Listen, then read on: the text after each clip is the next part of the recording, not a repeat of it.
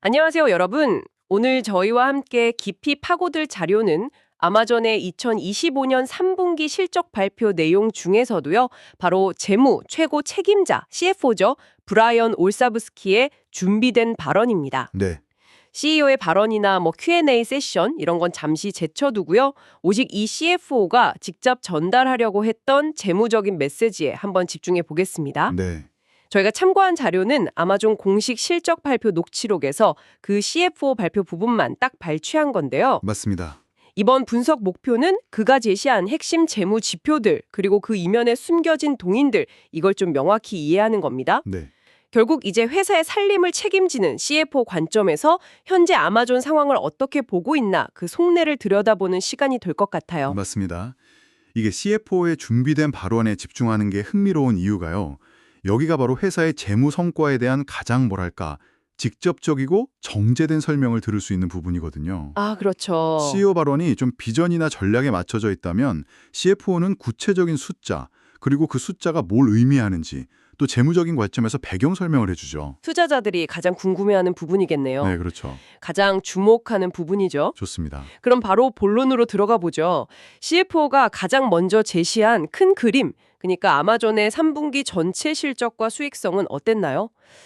매출, 영업이익 이런 핵심 지표부터 짚어주시죠. 네, 그 CFO가 발표한 3분기 전 세계 매출은 1,800억 달러였습니다. 와, 1,800억 달러. 이게 환율 변동 효과를 빼고 보면 전년 동기 대비해서 12% 증가한 거니까 꽤 견조한 성장세를 보인 거죠. 네, 12%면 상당하네요. 그리고 보고된 영업이익은 174억 달러였고요. 174억 달러? 근데 여기서 아주 중요한 포인트가 있습니다. 어떤 거죠? 이 174억 달러라는 영업이익이요. 총 43억 달러. 와, 이게 우리 돈으로 하면 5조 원이 훌쩍 넘는 금액인데 43억 달러요? 엄청나네요. 네, 이 정도 규모의 두 가지 특별 비용이 포함되어 있다는 사실입니다. 특별 비용이요? 구체적으로 뭔가요? 하나는 이제 북미 사업 관련된 건데요. 연방거래위원회, FTC와의 법적 합의금으로 25억 달러가 들었고요. 아, 합의금. 다른 하나는 전사적인 구조조정, 이런 거의 일환으로 예상되는 퇴직금 관련 비용, 이게 18억 달러였습니다. 와, 합의금이랑 퇴직금만 합쳐서 43억 달러면 정말 어마어마한 금액인데요. 그렇죠. 그렇다면은 이 특별 비용을 빼고 보면 실제 사업 운영을 통한 수익성은 우리가 본 숫자랑은 상당히 다르다는 의미인가요? 정확히 그렇습니다. 뭔가 회계 장막 뒤에 다른 이야기가 숨어 있는 것처럼요? 네, 맞아요. 이 두 가지 항목을 제외한 소위 조정된 영업이익이라고 하죠. 이게 217억 달러에 달합니다. 와, 217억 달러? 훨씬 높네요. 네, CFO가 이 수치가 아마존이 시장에 제시했던 예상치 범위의 가장 높은 수준보다도 12억 달러나 더 높다. 이 점을 강조했어요. 아, 그러니까 보고된 숫자만 보면 알 수 없는 훨씬 강력한 핵심 사업의 수익성을 보여주는 거네요. 맞습니다. 겉으로 드러난 숫자는 이런 외부 요인이나 일회성 결정 때문에 약간 왜곡될 수 있지만 그 밑바탕에 흐르는 사업 자체의 힘은 예상보다 강했다는 거죠. 투자자 입장에서는 이 차이를 정확히 이해하는 게 정말 중요하겠습니다. 센터를 구분해서 봐야 하기 때문이죠. 이런 일회성 비용이 분명 큰 영향을 주긴 하지만 그렇죠. 회사의 핵심 경쟁력이나 운영 효율성이 어떻게 변하고 있는지 이걸 제대로 파악하려면 조정된 수치를 보는 게 더 정확할 수 있습니다. 네, 잘 알겠습니다. 그럼 이제 조금 더 깊이 들어가서요. 각 사업 부문별 성과를 살펴보죠. 아마존의 가장 큰 시장인 북미 지역은 어땠습니까? 앞서 말씀하신 그 FTC 합의금이 여기에 영향을 미쳤다고 하셨죠. 네, 맞습니다. 북미 부문의 3분기 매출은 1,063억 달러로 전년 동기 대비 11% 증가했습니다. 여기도 11% 증가? 네, 보고된 영업이익은 48억 달러였고요. 영업이익률로는 한 4.5% 정도 되죠. 4.5%? 하지만 아까 말씀드린 그 FTC 합의금 25억 달러 이걸 제외하고 조정된 북미 영업이익을 계산하면 73억 달러가 됩니다. 와, 73억 달러요? 확 뛰네요. 네, 이렇게 되면 영업이익률은 6.9%까지 올라갑니다. 6.9%면 꽤 인상적인데요. 그렇죠. 물론 북미 부문 역시 아까 그 전사적인 퇴직금 비용 영향을 일부 받긴 했어요. 그 점은 감안해야 하지만 네, 그렇겠죠. 그럼에도 불구하고 6.9%라는 조정된 이익률은 북미 리테일 사업 수익성이 상당히 개선되고 있다는 걸 보여주는 거죠. 네, 북미 사업의 수익성 개선 추세가 뚜렷해 보입니다. 그럼 북미 외 해외 시장은 어땠나요? 성장세랑 수익성 측면에서 어떤 모습을 보였습니까? 해외 부문도 견조한 성장을 이어갔습니다. 매출은 409억 달러를 기록했고요. 이것도 환율 효과를 제외하면 전년 동기 대비 10% 증가했습니다. 해외도 10%면 좋네요. 네, 영업이익은 12억 달러, 영업이익률은 한 2.9% 정도 기록했고요. 2.9%, 북미보다는 좀 낮군요. 네, 아직은 좀 낮죠. 근데 여기서 CFO가 강조한 부분은 해외 부문 역시 그 퇴직금 관련 비용 영향을 제외하고 보면 전년 동기 대비 영업이익률이 확대되었다는 점입니다. 아, 여기도 개선 추세는 있다는 거네요. 네, 그렇습니다. 즉, 북미뿐만 아니라 해외 시장에서도 수익성 개선 흐름이 나타나고 있다. 이런 긍정적인 신호로 해석할 수 있는 거죠. 그러니까 북미와 해외, 이 양대 리테일 시장 모두에서 외형 성장도 하고 또 내실, 그러니까 수익성까지 다지고 있다. 이런 거군요. 맞습니다. 그렇다면 CFO는 이런 성과를 만들어낸 구체적인 비결, 그러니까 성장 동력에 대해 뭐라고 설명했는지 궁금합니다.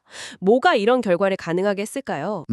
CFO는 아마존이 가장 중요하게 생각하는 고객 가치, 늘 얘기하는 거지만 낮은 가격, 방대한 상품 구색, 그리고 빠르고 안정적인 배송, 이 세 가지 기본 원칙에 집중하고 있다는 점을 다시 한번 강조했습니다. 네, 기본에 충실하다. 어떻게 보면 가장 기본적인 것들이지만 이걸 끊임없이 개선하는 게 성장의 핵심 동력이라는 거죠. 네. 구체적인 지표로는 고객들이 실제로 구매한 유료 상품 수량, 페이드 유니치라고 하죠.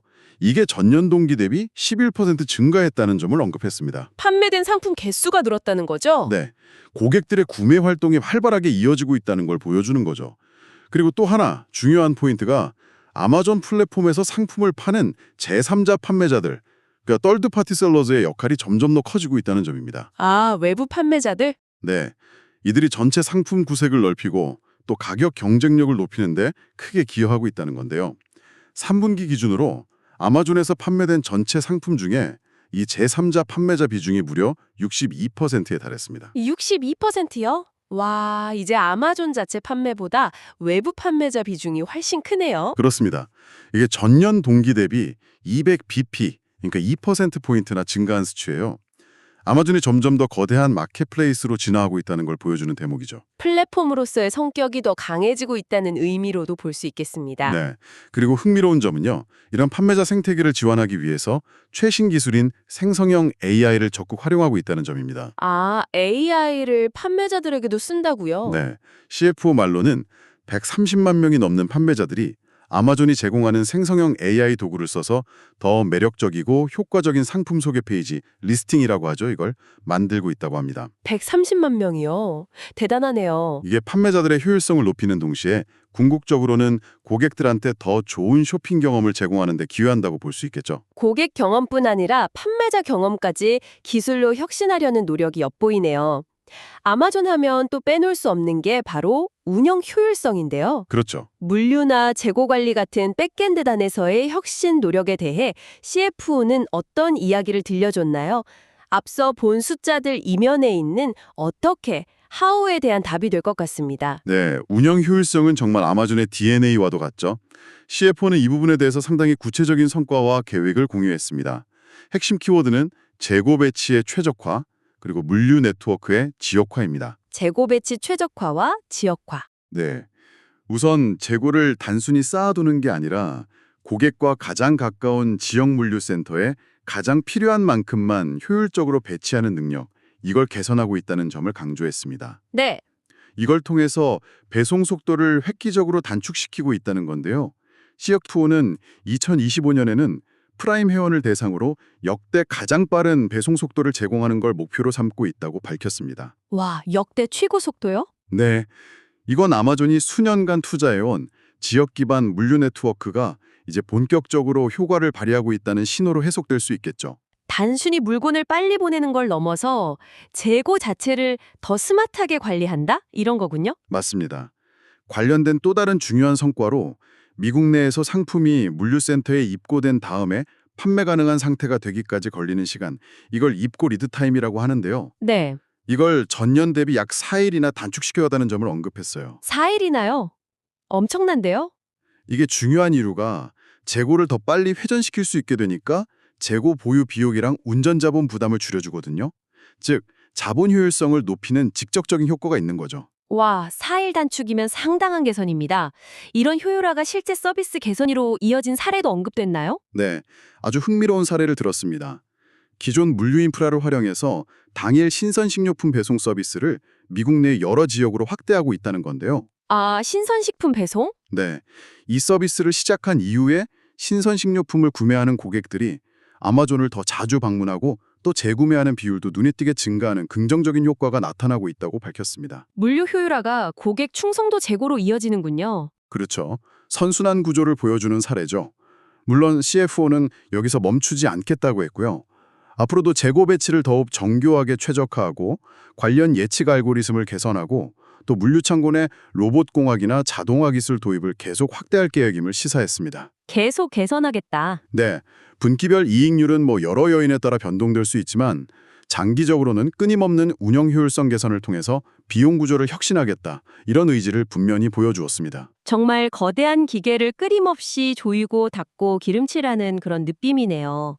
작은 개선들이 모여서 큰 차익을 만들어내는 것 같습니다. 맞습니다. 자, 그럼 다음으로 넘어가서요. 이제는 아마존의 확실한 성장 엔진 중 하나로 자리 잡은 광고 사업 실적은 어땠는지 살펴보죠. 광고 사업 부문 역시 인상적인 성과를 이어갔습니다. 상분기 광고 매출은 177억 달러를 기록했는데요. 177억 달러? 이것도 크네요. 네, 주목할 점은 이게 3분기 연속으로 성장률이 가속화된 결과라는 점입니다. 성장률이 둔화되는 게 아니라 오히려 빨라지고 있다고요? 이미 규모가 상당할 텐데요. 네, 그렇습니다. CFO도 광고 사업 규모가 이미 매우 커졌음에도 불구하고 여전히 강력한 성장 모멘텀을 유지하고 있다는 점을 강조했어요. 그 이유는 뭘까요? 이건 아마존이 제공하는 광고 솔루션, 그러니까 고객이 상품을 인지하는 단계부터 실제 구매에 이르기까지 전 과정을 아우르는 풀퍼넬 접근 방식. 이게 광고주들에게 매우 효과적으로 작용하고 있다는 걸 보여주는 결과라고 할 수 있습니다. 아, 풀퍼넬 방식. 네, 브랜드들이 아마존 플랫폼 안에서 실질적인 성과를 보고 있다는 증거죠. 광고가 이제 부수입원이 아니라 정말 확실한 핵심 사업이자 이익 기여자로 자리매김한 것 같군요. 그렇죠. 자, 다음은 많은 분들이 가장 궁금해하실 AWS 클라우드 컴퓨팅 사업입니다. CEO가 AWS의 전략적 중요성에 대해 많이 이야기했지만 CFO의 관점에서 본 AWS의 재무적 성적표는 어땠는지 정리해 주시죠. 네, CFO가 제시한 AWS의 핵심 재무 지표를 살펴보겠습니다. 3분기 AWS 매출은 330억 달러였습니다. 전년 동기 대비 20.2% 증가했고요. 20.2% 증가? 여기서 중요한 거는 이 성장률이 지난 2분기 성장률 대비 270bp, 즉 2.7%포인트나 가속화되었다는 점입니다. 와, 성장세 재가속이네요. 정말 중요한 포인트입니다. 네, 한동안 둔화 우려가 있었던 AWS 성장세가 다시 탄력을 받고 있다는 명확한 신호죠. 그 배경은 뭐였나요? AI 영향인가요? CFO는 크게 두 가지 요인을 꼽았습니다.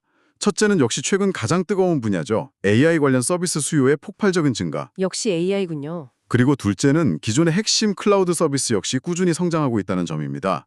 이러한 고객 수요 증가에 대응하기 위해서 컴퓨팅 용량을 적극적으로 늘리고 있다고도 덧붙였고요.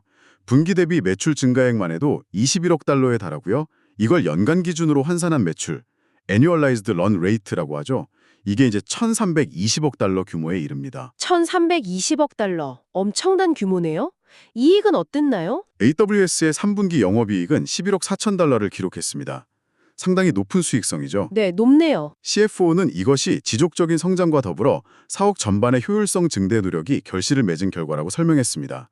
다만 여기서 한 가지 짚고 넘어가야 할 점이 있습니다. 어떤 점이죠? 데이터 센터 확장, 특히 생성형 AI, 젠AI 수요에 대응하기 위한 대규모 인프라 투자가 있잖아요. 네, 그렇죠. 이것 때문에 관련 감가상각비가 증가하면서 이게 단기적으로는 AWS의 영업이익률의 부담 요인으로 작용하고 있다는 점입니다. 아, 투자 비용 때문에 이익률은 좀 영향이 있다. 네. 그래서 CFO는 미래 성장을 위한 투자인 만큼 AWS의 영업이익률은 투자 수준에 따라 앞으로 변동될 수 있다는 점을 재차 강조했습니다. 그러니까 AWS의 성장 엔진이 다시 강하게 돌기 시작했고 특히 AI가 강력한 연료 역할을 하고 있지만 그만큼 AI 인프라 투자 비용도 만만치 않아서 단기적인 수익성에는 영향을 줄 수 있다. 뭐 이런 균형점을 봐야 한다는 거군요. 맞습니다. 전형적인 성장 산업에서의 투자 사이클이라고 볼 수 있습니다. 미래의 더 큰 성장을 위해서 현재의 이익률 변동성은 감소하겠다. 이런 전략적 판단이 깔려 있는 거죠. 네, 이런 대규모 성장과 투자를 뒷받침하려면 막대한 자본 지출, 즉 캐펙스가 필수적일 텐데요. 미래를 위한 투자 계획에 대해 CFO는 어떤 그림을 제시했나요? 여기서 캐펙스는 기업이 미래 이윤 창출을 위해 지출하는 투자 비용을 의미하죠. 네, 맞습니다. 자본 지출, 즉 캐펙스는 아마존의 미래 방향성을 읽는데 아주 중요한 지표입니다. CFO 발언을 통해 구체적인 규모와 투자 방향을 살펴보겠습니다. 네, 3분기 현금 기준 캐펙스는 342억 달러였습니다. 3분기에만 342억 달러? 네, 이로써 올해 들어 3분기까지 누적된 캐펙스는 899억 달러에 달합니다.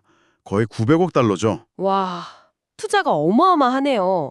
주로 어디에 투자하는 건가요? 투자가 집중되는 분야는 단연 AWS입니다. 특히 AI 관련 고객 수요 대응을 위한 인프라 확장, 기존 핵심 서비스 역량 강화, 그리고 아마존이 자체적으로 설계하고 개발하는 맞춤형 반도체 칩, 아, 자체 칩이요? 네. 예를 들어 트레니움 같은 AI 칩에 대한 투자가 상당 부분을 차지합니다. 또한 북미와 해외 리테일 사업 부문의 기술 인프라 고도화에도 투자가 지속되고 있고요. 자체 칩 개발에도 투자가 집중된다는 점이 아주 흥미롭네요. 그렇습니다. CFO는 특히 AI 분야에 대한 대규모 투자를 앞으로도 계속할 것임을 매우 분명하게 밝혔습니다. AI를 단순히 유행하는 기술 트렌드가 아니라 장기적으로 매우 강력한 투자 수익률, ROI를 가져다줄 거대한 기회, 매시브 어퍼튜니티로 보고 있다는 점을 여러 차례 강조했죠. 거대한 기회다. 네. 이와 함께 아까 언급된 리테일 부문의 성장을 지원하고 배송 속도를 개선하며 궁극적으로 서비스 비용을 절감하기 위한 물류 및 배송 네트워크 투자도 계속될 것이라고 덧붙였습니다. 네, 계속 투자를 이어가겠다. 향후 전망에 대해서는 더욱 놀라운 숫자를 제시했는데요. 어떤 숫자요? 2025년 연간 총현금 캐텍스야 약 1,250억 달러. 1,250억 달러요? 와, 우리 돈으로 160조 원이 넘는 건데요. 네, 그렇죠. 근데 여기서 더 주목해야 할 점은 2026년에는 이 캐펙스 규모가 더욱 증가할 것으로 예상한다는 언급이었습니다. 1,250억 달러도 엄청난데 내후년에는 더 늘어난다고요?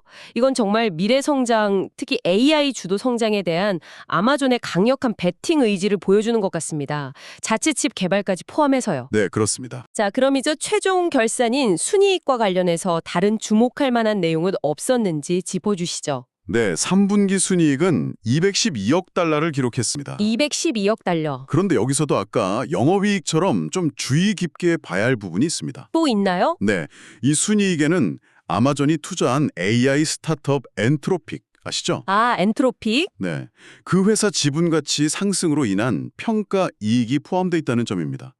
세전 기준으로 무려 95억 달러에 달하는 금액이고요. 이건 회계상 영업외 수익으로 분류됩니다. 와, 95억 달러가 투자 이익이군요. 네. 따라서 CFO는 이 투자 관련 이익이 아마존의 핵심 사업 운영 성과와는 별개라는 점을 명확히 했습니다. 아마존의 본업인 리테일이나 클라우드 사업이 얼마나 잘 되고 있는지를 평가할 때는 이 부분을 반드시 분리해서 봐야 혼동이 없겠죠. 그렇군요. 일회성 투자 이익이 최종 순이익 숫자를 크게 부풀렸다는 점, 이거 기억해야겠습니다. 네, 중요합니다. 자, 이제 CFO 발언의 마지막 부분입니다. 전반적인 메시지랑 향후 전망에 대해 어떻게 마무리했나요? CFO는 다가오는 연말 쇼핑 시즌, 그러니까 성수기 시작에 대해 긍정적인 기대를 나타내면서요. 고객들한테 최고의 경험을 제공하기 위한 모든 준비가 끝났다. 이렇게 자신감을 보였습니다. 네, 준비는 끝났다. 또한 이번 분기 성과를 만들어낸 전 세계 모든 아마존 팀원들에게 감사의 뜻을 표했고요. 마지막으로 아마존이 변함없이 추구하는 핵심 가치를 다시 한번 강조하면서 마무리했습니다. 그건 바로 고객 경험을 끊임없이 혁신하고 향상시키는 것만이 장기적으로 주주 가치를 높일 수 있는 유일하고 확실한 길이다라는 약속이었습니다. 고객 경험이 최우선이다. 네, 아마존의 근본적인 경영 철학을 재확인한 셈이죠. 네, 오늘 브라이언 올사브스키 CFO의 준비된 발언 내용을 집중적으로 파헤쳐 봤는데요. 전체적으로 요약하자면 FTC 합의금이나 퇴직금 같은 상당한 규모의 일회성 비용 때문에 표면적인 숫자는 다소 영향을 받았지만 그렇죠. 그 이면을 들여다보면 핵심 사업들의 펀더멘털은 매우 강력했다. 이렇게 정리할 수 있겠습니다. 네, 맞습니다. 특히 AWS의 성장 재가속이랑 AI 인프라에 대한 공격적인 투자가 이어지고 있다는 점, 그리고 동시에 거대한 리테일 사업에서는 운영 효율성을 끊임없이 개선하려는 노력이 꾸준히 성과를 내고 있다는 점이 인상 깊었습니다. 그렇습니다. CFO의 관점에서 보면 이번 실적 발표는 두 가지 중요한 메시지를 던지고 있습니다. 첫째는 예상치 못한 큰 비용이 발생했음에도 불구하고 핵심 사업들은 여전히 성장하고 있고 비용 관리 노력도 계속되고 있다. 이 점이고요. 네. 둘째는 현재의 어려움 속에서도 미래를 위한 투자, 특히 AI라는 거대한 파도에 올라타기 위한 막대한 규모의 투자를 조금도 망설이지 않고 있다는 점입니다. 그렇죠. 투자는 계속된다. 어떻게 보면 거대한 현재의 사업을 안정적으로 운영하면서 동시에 불확실하지만 잠재력이 큰 미래에 과감하게 베팅하는 아마존 특유의 양면적인 모습을 잘 보여주고 있습니다. 네. 오늘 이렇게 CFO의 목소리만 집중해서 들어보니까 확실히 재무적인 관점에서의 우선순위나 고민들이 더 선명하게 보이는 것 같습니다. 네. 마지막으로요. 오늘 저희가 나눈 이야기들을 바탕으로 청취자분들께서 특별히 더 곱씹어 보거나 주목해 볼 만한 질문이 있다면 어떤 것을 던져주실 수 있을까요? CFO가 직접 언급한 2026년의 대규모 캐펙스 증가 계획, 특히 AI 인프라 확장과 더불어서 트레니움 같은 자체 맞춤형 실리콘 개발에 대한 투자를 고려할 때 이런 질문을 던져보는 건 어떨까 싶습니다. 네. 어떤 질문이죠? 과연 아마존의 이러한 공격적인 내부 하드웨어 역량 강화, 즉 자체 칩 설계 및 생산 능력이 향후 5년 안에 단순히 클라우드 시장의 경쟁 구도를 넘어서 잠재적으로는 반도체 산업 전체의 판도를 근본적으로 어떻게 바꿔놓을 수 있을까요? 와, 반도체 산업 전체의 판도요? 네. 이게 단순히 자사 클라우드 서비스의 효율성을 높이는 차원을 넘어서는 훨씬 더 거대한 전략적 함의를 내포하고 있을 수 있습니다. 아마존이 단순한 서비스 제공자를 넘어서 핵심 기술 공급자로서의 영향력을 키우려는 야심을 보여주는 것일 수도 있고요. 이 지점을 앞으로 계속 주목해 볼 필요가 있겠습니다. 와, 정말 흥미로운 질문입니다. 아마존의 투자가 클라우드를 넘어서 반도체 산업 자체에 미칠 파급 효과라니 생각의 범위를 확 넓혀주시네요. 확실히 주시해야 할 대목인 것 같습니다. 오늘 깊이 있는 분석 정말 감사드립니다. 네, 감사합니다.